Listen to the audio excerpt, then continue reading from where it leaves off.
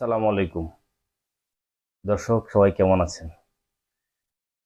অনেক সময় আমরা অনেক রুগীদের ঘাড়ের এখানে এমন ফুলা, ব্যথা, হা করতে পারে না এমন বড় বড় ফুলা জিনিস নিয়ে আসতে দেখি, বা অনেক সময় রুগীরা এই জিনিসটার সাথে অনেক সময় হিস্ট্রি দেন যে এই ফুলার পাশাপাশি তার দাঁতের সমস্যা ছিল, কিছুদিন আগে দাঁত ব্যথা ছিল বা দাঁত পড়ে গিয়েছে বা অথবা দাঁতে কোনো ইনফেকশন হয়েছে, এই ধরনের হিস্ট্রি দেন এবং তার কিছুদিন পরে এদিক দিয়ে ফুলে যাওয়া বা এই পাশ দিয়ে ফুলে যাওয়া, সাবমেন্ডিবুলার বা থুতার নিচে অনেক সময় এদিক দিয়েও ফুলে যায়। এই ধরনের ফুলে যাওয়া এবং ব্যথা হওয়া, দাঁত ব্যথার পাশাপাশি বা দাঁত ব্যথার পরে এই ধরনের ফুলে যাওয়া কে আমরা লার্ডউইক্স অ্যাঞ্জাইনা বলে থাকি, বা বেসিক্যালি জিহ্বার নিচে এই অংশটার মধ্যে পুজ হয়, পুজ হয়ে জায়গাটা ফুলে যায়, যেটাকে আমরা লার্ডউইক্স অ্যাঞ্জাইনা বা অ্যাবসেস, বা যদি চামড়ার মধ্যে হয় এটাকে আমরা ফুরা বলি। এইটা হলে এই ধরনের ফুরা বা লার্ডউইক্স অ্যাঞ্জাইনা বা শরীরে কোনো চামড়ার মধ্যে কোনো ফুরা হলে বেসিক্যালি আপনারা কি করবেন? দর্শক, এই বিষয়টা সবার জ্ঞাতার্থে স্পষ্ট করে জানিয়ে রাখতে চাই।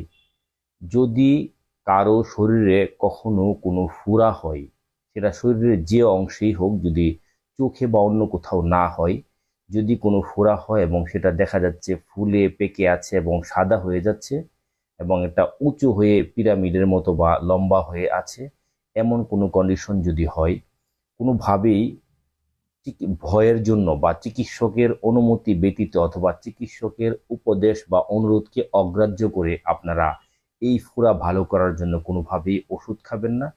বডির বা শরীরের যে কোথাও কোনো ফোড়া হলে এটার প্রথম চিকিৎসা হচ্ছে অপারেশন করে পুঁজটাকে বের করে দেওয়া।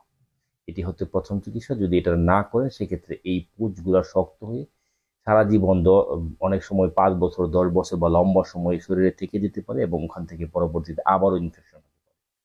সুপ্রিয় দর্শক, কারো শরীরে বা এমন থুতার এখানে যদি কখনো কোনো ফুরা হয় বা পুজ হয় বা পুজ জমা হয়, অবশ্যই সেটাকে অপারেশন করে কেটে পুজ বের করতে হবে এবং পুজ বের করার পর অ্যান্টিবায়োটিক জাতীয় ওষুধ চিকিৎসা দিলে সেটা দ্রুত ভালো হবে। কিন্তু যদি আপনারা ওষুধ খেয়ে ভালো করার চেষ্টা করেন, লম্বা সময় লাগবে, প্রচুর ওষুধ লাগবে, কখনো কখনো পুরোপুরি ভালো না হওয়ার সম্ভাবনা থাকবে। আবার কখনো কখনো এমনটাও হতে পারে আপনি ওষুধও খাচ্ছেন, তারপরেও ফুরা ফেটে গিয়ে পুজ বের হয়ে গিয়েছে। দর্শক, যদি ফোড়া হয় সেক্ষেত্রে বের করে দিলে সুবিধা হচ্ছে আপনি দ্রুতই ব্যথা থেকে মুক্ত হয়ে যাবে এবং দ্রুত ভালো হয়ে যাবে, যেটা ওষুধ খাওয়ার ক্ষেত্রে কখনো হবে না। দর্শক, এই ধরনের অসুখ বা ফোড়ার ক্ষেত্রে অবশ্যই চিকিৎসকের পরামর্শ নেবেন এবং নিজেরা কখনো গুতাগুতি কাঠি দিয়ে ঠুকরানো বা ছিদ্র করার চেষ্টা করবেন না। সেক্ষেত্রে হিতের বিপরীত হয়ে ফোড়াটা আরো বড় হয়ে যেতে পারে এবং ইনফেকশন রক্তে ছড়িয়ে যেতে পারে।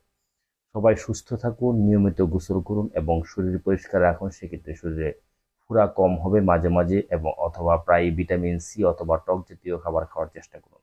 সবাই ভালো থাকুন, ধন্যবাদ।